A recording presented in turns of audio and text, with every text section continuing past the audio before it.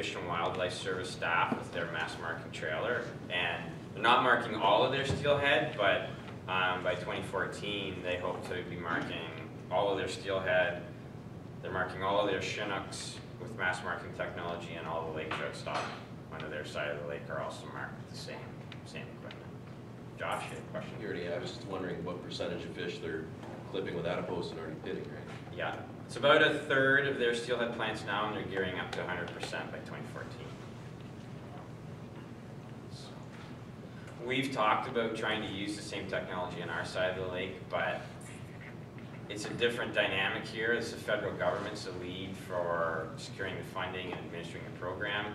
You got one agency at a provincial level fronting for Great Lakes, and kind of more fiscal issues, and those are even more acute now than when the idea of using that technology was brought up.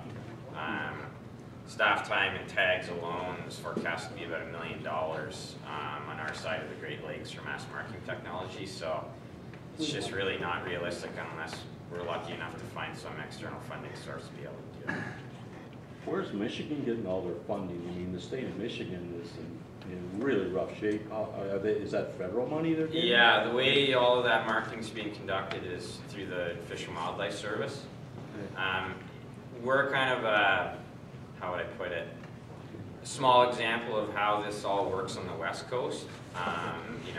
All the technology is actually a transplant from salmonid restoration on the West Coast. What Fish and Wildlife Service marks when you combine Chinooks, steelhead, and lake trout, that would, on all the Great Lakes combined that they're doing now, that might be the fish out of like 2 hatcheries out west. So the scale here is much smaller, but it's the federal government who took it on to administer it. We've fed them all the essential logistics at our partner hatcheries as well as our own hatcheries, but it's a support cost that's really crippling for us because it's across 4 lakes and we're one agency.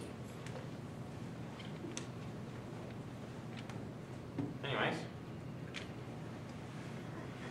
I'm going to be around for a little while if you guys have any more questions, and I'm happy to continue to field more as we approach fishery monitoring. So,